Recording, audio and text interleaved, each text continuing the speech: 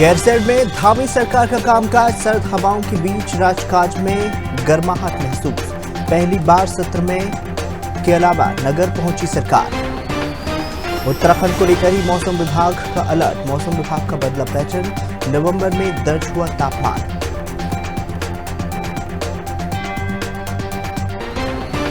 जमीन खरीदी मामले पर फंसे अभिनेता मनोज बाजपेयी। उत्तराखंड के अल्मोड़ा में खरीदी थी करोड़ों की जमीन। नियम के उल्लंघन पर नोटिस जारी। केदारनाथ विधान उपचुनाव को लेकर ही सरगर्मी तेज। सीएम ने बाइक चलाकर ही लोगों से किया जनसंवाद। देहरादून के 6 वाहन में आपस में टकराए। अशरोड़ी चेक पोस्ट पर एक के बाद एक टकराते हुए नजर आए।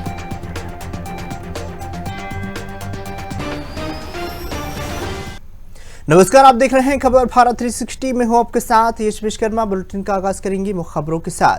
मुख्यमंत्री पुष्कर सिंह धामी ने अपनी 2 दिवसीय दौरे पर ही गैरसैंण दौरा किया है, जहां पर भाराड़ी सैंण में ही चल रहे विकास कार्यों का निरीक्षण कर दिया है। इस दौरान ही उन्होंने अधिकारियों को कार्यों में तेजी लाने और गुणवत्तापूर्ण कार्य पर विशेष ध्यान देने के लिए दिशा निर्देश दिए हैं। साथ ही उन्होंने कहा है कि गैरसैंण में ही हमारी सरकार सड़क और हाई कनेक्टिविटी के माध्यम से ही इस संपूर्ण क्षेत्र में विकास हेतु निरंतर कार्य कर रही है, जिसके बाद ही सीएम ने स्थानीय लोगों से भेंट कर ही प्रशासन की ओर से किए जा रहे विकास कार्यों का निरीक्षण किया है और विकास कार्यों का फीडबैक और सुझाव दिया है।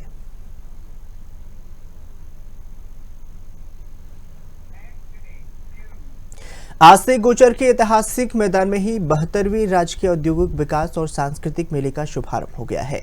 मेले में स्कूली छात्राओं ने मार्च पास्ट किया है, जिसमें जिलाधिकारी संदीप तिवारी ने सलामी ली है। यह मेला 14 से 20 नवंबर तक चलेगा। सूबे के मुख्यमंत्री पुष्कर सिंह धामी 12:45 पर ही मेले का विधिवत उद्घाटन किया, जिस पर जिलाधिकारी संदीप तिवारी ने बताया कि मेले पर सुरक्षा और बिक्री व्यवस्था पूरी तरह से सुनिश्चित की गई थी। साथ ही सरकारी योजनाओं की जानकारी देने के लिए विभिन्न विभागों के स्टॉल भी लगाए गए थे।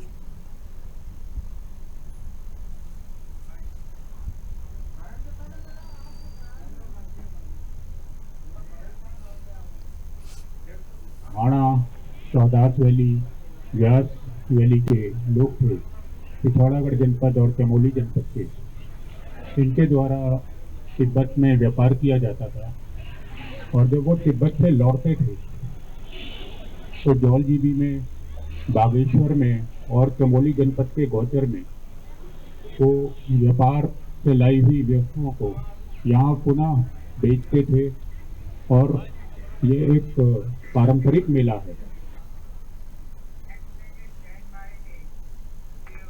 खबर उत्तराखंड के चमोली से है, जहां पर महिला आयोग के अध्यक्ष ने ही जिला कारागार और व्यवस्थाओं का निरीक्षण किया है। निरीक्षण के दौरान ही आयोग अध्यक्ष महिला कैदियों की समस्याओं के बारे में ही रूबरू के साथ ही उन्होंने कारागार में उन्हें महिला कैदियों को दी जा रही मूलभूत सुविधाओं के बारे में जानकारी लेने के साथ ही जिला कारागार में महिला कैदियों के लिए सैनिटरी पैड मशीन लगाने के दिशा निर्देश दिए हैं।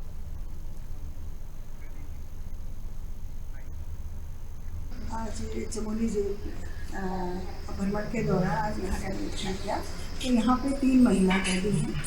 उनसे मिलकर क्या उनकी पूरी दिनचर्या रहती है या उनके स्वास्थ्य का परीक्षण किया जाता है या उन्हें सारी चीज़ें सैनिटरी पैड या सारी चीज़ें व्यवस्थाएं उपलब्ध हैं या नहीं हैं। जो सरकार के द्वारा जो योजनाएं जो वास्तव में हमारी कैदी महिलाएं हैं क्या उन तक पहुँच पा रही हैं, ये समय समय में प्रदेश की सभी जेलों में जाती है। आज पुरुषाड़ी चमोली में आई हूँ तो महिला कैदियों से मिली हूँ, वो संतुष्ट है।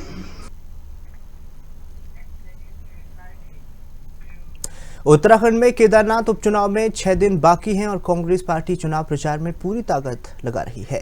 कांग्रेस प्रदेश अध्यक्ष करण माहरा ने बताया है कि वह 3 से 4 दिन का कार्यक्रम पूरा करके ही फिर से केदार घाटी में गांव-गांव में प्रचार करेंगे। इस दौरान ही पूर्व मुख्यमंत्री हरीश रावत और चक्राता विधायक प्रीतम सिंह तो वही कई नेता प्रचार में जुटे हुए हैं। महारा ने बीजेपी पर जमकर हमला बोलते हुए बताया कि उनका प्रचार देखकर ही बीजेपी में बौखलाहट साफ नजर आती है। खासकर ही मानसिंह समुदाय में ही बीजेपी के बयान पर उन्होंने पलटवार किया है। उन्होंने यह भी बताया है कि बीजेपी को सनातन धर्म पर बयान देने का कोई हक नहीं है, क्योंकि कांग्रेस हर धर्म का सम्मान करती है और सभी को साथ लेकर चलने वाली पार्टी है।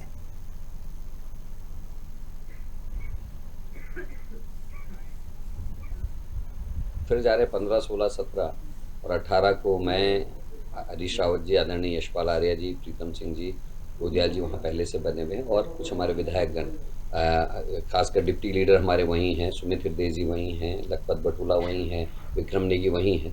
हम लोग और भी आसपास के जो अन्य हमारे साथी वहाँ जाएंगे और इस बीच हम सघन अभियान वहाँ चलाने जा रहे हैं। हमारी बूथ कमेटियों में जो हमारे प्रभारी थे वह बहुत बेहतरीन काम कर रहे हैं, रूट्स में कांग्रेस काम कर रही है और बीजेपी की बौखलाहट उसके प्रचार से दिखाई दे रही। जिस विधानसभा में माइनॉरिटी के लोग 0.2%, 3% भी नहीं हैं, वहाँ उनकी बातें जिहाद से ऊपर नहीं उठ पा रही हैं।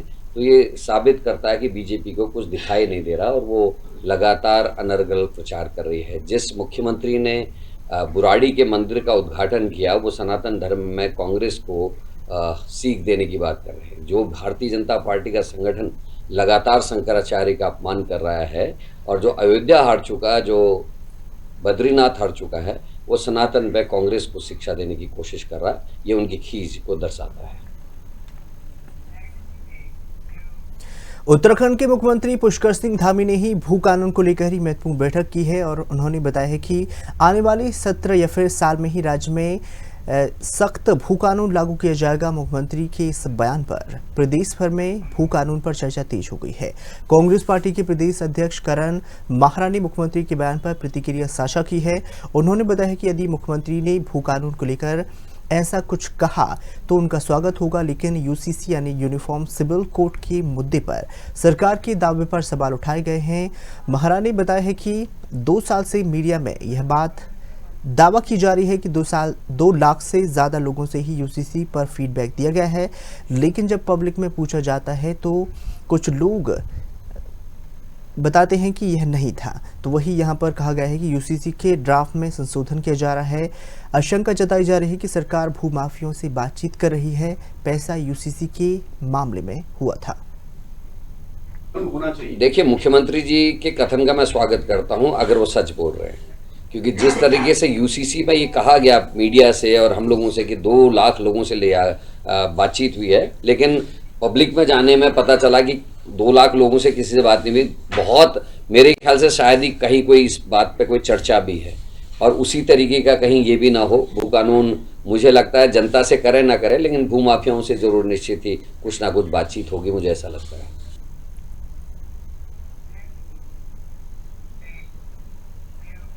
बाल दिवस के अवसर पर ही काला डूंगी में युवा कल्याण, शिक्षा और खेल विभाग उत्तराखंड की ओर से ही विकास खंड स्तरीय 3 दिवसीय खेल महाकुंभ 2024 का शुभारंभ हो गया है, जिसमें खेल महाकुंभ में ही कोटाबाग ब्लॉक के सभी विद्यार्थियों द्वारा ही विद्यालयों के बच्चे ने प्रतिभाग कर रहे हैं। बताना चाहेंगे खेल महाकुंभ का उद्घाटन काला डूंगी विधायक बंशीधर भगत ने किया है। तो वही इस दौरान विधायक भगत ने बच्चों को परिणाम की चिंता ना कर ही खेल के प्रति उनका समर्पण करने की अपील कर दी है।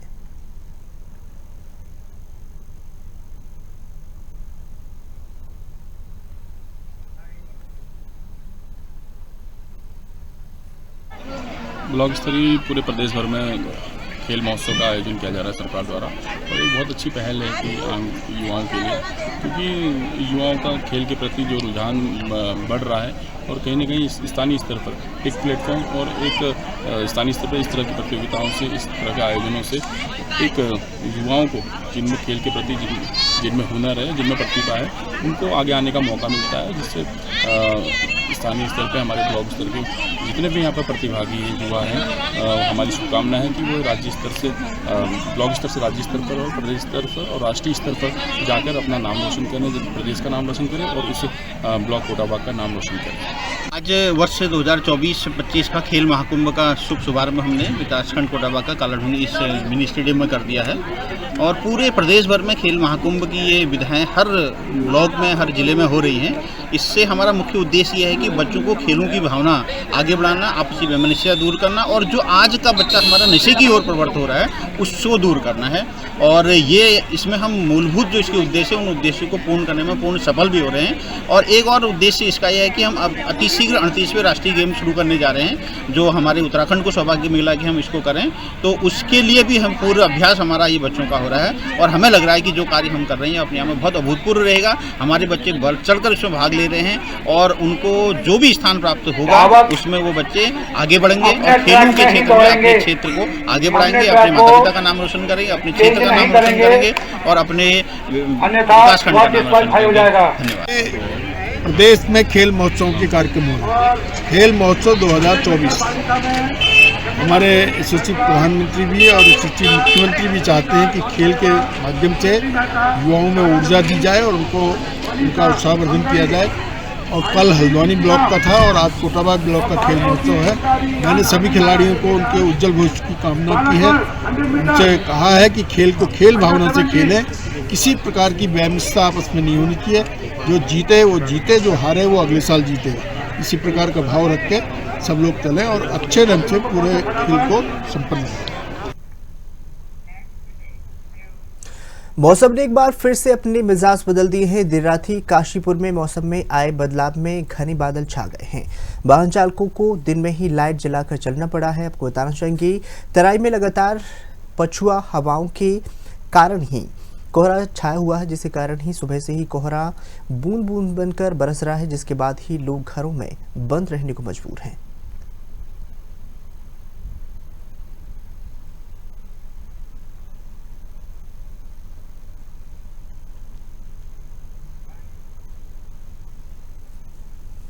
देखिए, आज सुबह का जो है कोहरे में पूरा जो है शहर जो है ढका हुआ है और इस समय जो है पहला ऐसा कोहरा जो है आया है मौसम का। और हमारे कर्मचारी लगातार पूरे शहर के अंदर सफाई व्यवस्था सुचारू रूप से कार्य कर रहे हैं। माननीय नगर आयुक्त द्वारा जो हमारे पूरे नगर निगम कर्मचारियों को आदेशित किया गया है कि शहर की सफाई व्यवस्था उच्च स्तर पर कराई जानी है। शहर के अंदर जो है गाड़ियों की रफ्तारें चल रही हैं, जगह जगह पर जो है लोगों का आवागमन भी रहता है, लेकिन हमारे कर्मचारी लगातार ईमानदारी से अपना कार्य शहर के अंदर कर ही रहे हैं और शहर को स्वच्छ बनाने के लिए हमारी पूरी जो है टीम लगी पड़ी है। सुबह जब मैं घर से निकला तो देखा मैंने बाहर निकल के कि मेरे से ज़्यादा आगे का कुछ दिखाई नहीं दे रहा। अच्छा खासा कोहरे ने अपना सफ़ेदी पूरी ढक रखी है और आगे तक का कुछ दिखाई नहीं दे रहा है। बहुत ज़्यादा कोहरा आ चुका है काशीपुर की सड़कों पर। वैसे बहुत टाइम बाद देखने को मिल रहा है ऐसा और मज़ा भी आ रहा है, अच्छा भी लग रहा है।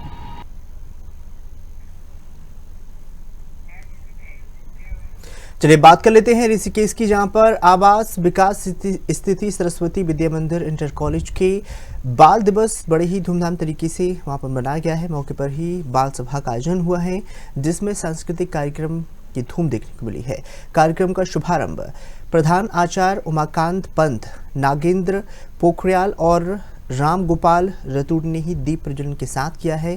कार्यक्रम के दौरान ही आचार्य रजनीगढ़ ने ही मेधावी छात्र छात्राओं को शिक्षा में उत्कृष्ट प्रदर्शन में सम्मानित किया है। प्रधान आचार्य उमाकांत पंत ने बाल दिवस के मौके पर ही सबको समझाया है। छात्रों ने सांस्कृतिक कार्यक्रम में अपनी प्रस्तुति दी है, तो वही छात्रों ने बताया है कि इस तरह सम्मान से भी काफी खुश नजर आ रहे हैं।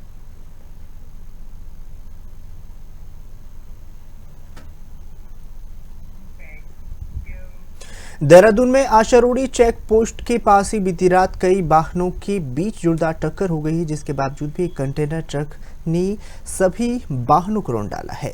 इस हादसे में पिकअप वाहन में ही सवार 2 लोग घायल हो गए हैं, जिनमें एक की इलाज के दौरान ही मौत हो गई है।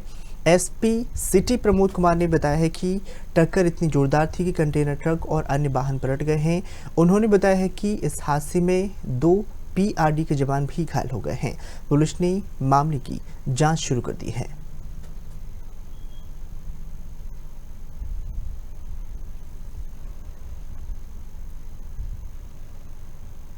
कल रात्रि तकरीबन 9 सवा 9 बजे के आसपास की बात थी कि एक कंटेनर जो कि आशा रोड की साइड से नीचे की ओर आ रहा था ISBT की ओर, तो आशा रोड के पास जो सेल्स टैक्स विभाग की चेक पोस्ट है, तो उसके पास ये हादसा हुआ है।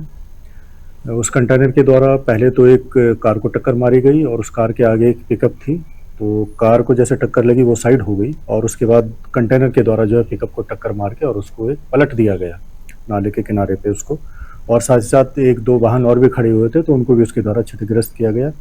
और टक्कर इतनी भीषण थी कि कंटेनर भी पलट गया और जो वो पिकअप थी वो पलट गई, तो उसमें जो एक व्यक्ति और बाप और बेटा दो सवार थे जो कि सहारनपुर से कुछ सामान लेकर आ रहे थे यहाँ देहरादून के लिए, तो दोनों घायल हो गए इसमें गंभीर रूप से और उनको तत्काल जो है पुलिस के द्वारा मौके पर पहुंचकर उनको तत्काल वहाँ अस्पताल भिजवाया गया।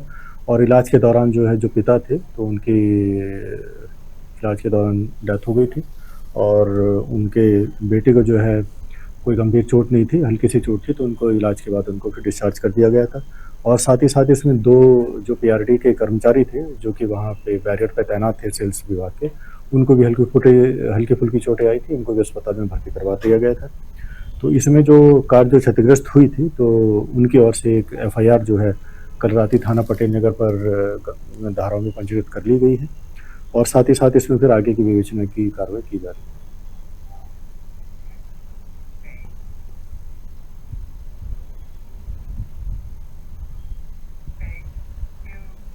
हाल ही में देहरादून में हुए एक भीषण हादसे में 6 युवाओं की मौत हो गई जबकि एक युवक गंभीर रूप से घायल है।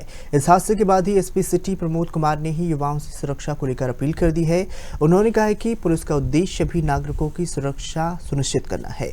प्रमोद ने बताया है कि युवाओं से निवेदन है कि वे ओवर स्पीड में वाहन न चलाएं, शराब पीकर गाड़ी न चलाएं। उन्होंने यह भी कहा है कि सभी को यातायात नियम का पालन करना चाहिए ताकि इस तरह की घटनाओं से बचा जा सके।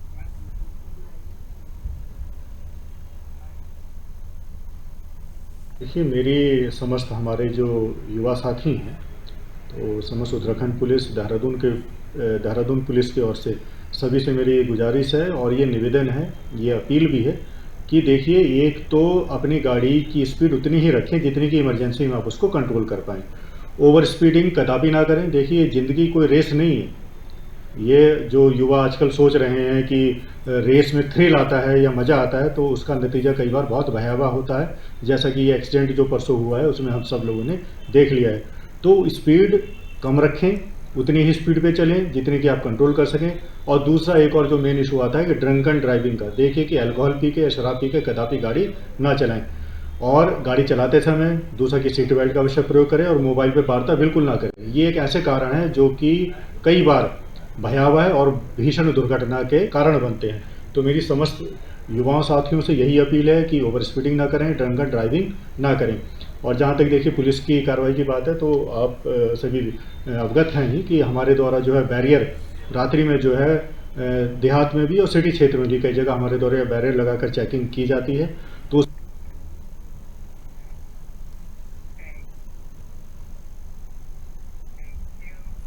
उत्तराखंड की राजधानी देहरादून में चल रहे युवा महोत्सव के दौरान ही पुलिस ने युवाओं और उनके परिवारों को एक महत्वपूर्ण संदेश दिया है।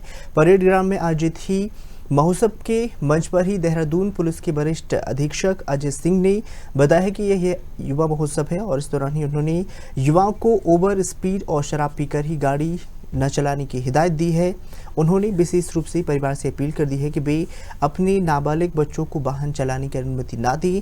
इस अवसर पर विशेष प्रमुख सचिव युवा कल्याण और प्रांतीय रक्षक दल Amit Sinha, SP city Dehradun Pramod Kumar, SP देहात लोकजीत सिंह सहित ही अन्य अधिकारी मौके पर शामिल हुए।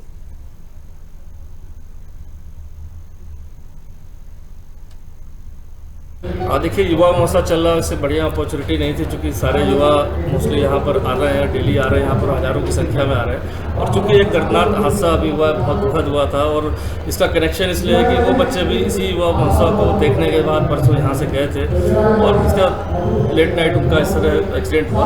जो भी कारण रहे, युवाओं को यही बताना था, जो आंकड़े थे तो वो बताने थे कि ज़्यादातर एक्सीडेंट्स में युवाओं की डेथ हो रही है। कारण उसका वही है कि ओवर स्पीडिंग उसका कारण है। साथ ही साथ अगर नशा करके या कोई भी ड्रिंक करके आप अगर वाहन चलाते हैं, नेचुरल सी बात है, उसमें भी एक्सीडेंट्स होते हैं। इस तरह इनको जागरूक भी करना था, उनको डराना भी था थोड़ा कि किस तरह का हादसा हुआ है, तो उससे बच के भी रहें, अपने दोस्त मित्रों को भी बताएं और साथ ही साथ जो कानून है उसके बारे में भी बताना है। जो नाबालिग से रिलेटेड जो कानून टफ बना है कि 25,000 का जुर्माना भी होता है, लाइसेंस भी नहीं बनता, तो इस तरह की चीज़ें उनको बताई गई हैं। मुझे लगता है कि हज़ारों की संख्या में युवा आए हैं, अगर उसको रिकॉर्ड कर रहे होंगे, कहीं कुछ कर रहे हैं तो अपने दोस्तों में शेयर करें, जिससे ज़्यादा से ज़्यादा लोगों तक ये मैसेज पहुँचे। यही उद्देश्य था, इसलिए आज यहाँ पर समस्त टीम के साथ यहाँ पर सभी को एड्रेस किया गया। सर, दुर्घटना डोईवाला में सिखों के प्रथम गुरु गुरु नानक देव जी की 555वीं प्रकाश पर्व पर ही भव्य कीर्तन में निकाला गया है। नगर में कीर्तन निकाला गया है, जिसमें हजारों की संख्या में श्रद्धालुओं ने भाग लिया है। यह कीर्तन प्रेम नगर से स्थित गुरुद्वारे से शुरू होकर डोईवाला चौक तक पहुंचा है। नगर कीर्तन के दौरान ही पंजाब से आई गतक्का पार्टी ने ही पारंपरिक गत्ते का प्रदर्शन किया है, जो साहस और वीरता का अद्भुत उदाहरण माना जाता है, जिसकी वजह से आज हमारी बुनियाद इस क्षेत्र में है, हमारी फसल खेती जो बची है वो आप लोगों की वजह से बची है। आज इस मौके में मैं आप सबका धन्यवाद भी करता हूँ। जय बोलो सोनिहाल। पूरे विश्व में, पूरे भारत में साढ़े विच मनाया जा रहा है और गुरु नानक पंजाब को इस कलयुग के अंदर अवतार के पटियाले तो पहुंचे हुए प्रोफेसर डॉक्टर कुलविंदर सिंह जी पहुंचे हैं। निर्मल पंथ चलाया और राजा वो आप जी ਨੂੰ गुरु नानक साहब जी के जीवन के उत्ते विचार पाओगे आधे घंटे वास्ते प्रोफेसर कुलविंदर सिंह जी संसार में आए और सिख धर्म का जो पहले गुरु थे यानी सिख धर्म जो चलाया वो गुरु नानक देव जी महाराज ने चलाया और उसके बाद 10 गुरुओं तक ये परंपरा चलती रही। 10 गुरुओं के बाद दसम पातशाह साहिब श्री गुरु गोबिंद सिंह ਇਹਨਾਂ ਨੇ ਜਿਨ੍ਹਾਂ ਨੇ ਜਿਹੜੇ ਪਰਮੇਸ਼ਰ ਨੇ ਅਕਾਲ ਪੁਰਖ ਵਾਹਿਗੁਰੂ ਨੇ ਜੀਵ ਸਾਜੇ ਇੱਕੋ ਜਿਹੇ ਪੈਦਾ ਕੀਤੇ, ਉਹਨਾਂ ਦੀ ਕਮਾਲ ਦੇਖੋ, ਉਹਨਾਂ ਨੇ ਪਰਮੇਸ਼ਰ ਨੂੰ ਇਹ ਵੰਡ ਲਿਆ। 55 ਸਾਲਾਂ ਤਾਂ ਗੁਰੂ ਨਾਨਕ ਦੇਵ ਮਹਾਰਾਜ ਜੀ ਨੇ ਕਿਹਾ ਏਕੋ ਹੈ ਭਾਈ, ਏਕੋ ਹੈ ਸਾਹਿਬ ਮੇਰਾ, ਏਕੋ ਹੈ, ਇੱਕ ਤੋਂ ਬਿਨਾ ਕੋਈ ਹੋਂਦ ਨਹੀਂ। ਤੇ ਗੁਰੂ ਨਾਨਕ ਦੇਵ ਮਹਾਰਾਜ ਜੀ ਨੇ ਜਿਹੜਾ ਸਾਨੂੰ ਇੱਕ ਓੰਕਾਰ ਦਾ ਸਿਧਾਂਤ ਦਿੱਤਾ ਹੈ, ਉਹ ਇੱਕ ਦੀ ਹੀ ਵਿਆਖਿਆ ਹੈ। ਜਿੱਥੇ ਤੱਕ ਤੁਸੀਂ ਗੁਰਬਾਣੀ ਪੜ੍ਹਦੇ ਜਾਓ तो सानू विस्तार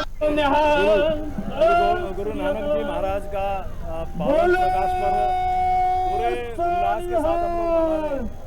555वां ये प्रकाश पर्व है और जिन गुरु महाराज ने पूरे संसार के अंदर जाके मानव कल्याण के लिए काम किया और जो हमारे गुरु महाराज उन्होंने एक ही बात कही थी कि मैं तुम्हारा और मैं तुम्हारा का मतलब हम लोग किसी भी तरह से मानव कल्याण के लिए काम करें, भगवान की तरफ अपना ध्यान रखें, देवी शक्ति की तरफ अपना ध्यान रखें। अनेकों उनके बारे में बातें कही जाती हैं, लेकिन एक प्रमुख बात मैं आपको कहना चाहूँगा कि जब वो चूँकि किसान थे, अपने पिता के आदेशानुसार सब्जी बेचने जाते थे और सब्जी बेचते हुए जब 13 का अंक आता था वो रुक जाते थे, देवी शक्ति की तरफ वो लीन हो जाते थे।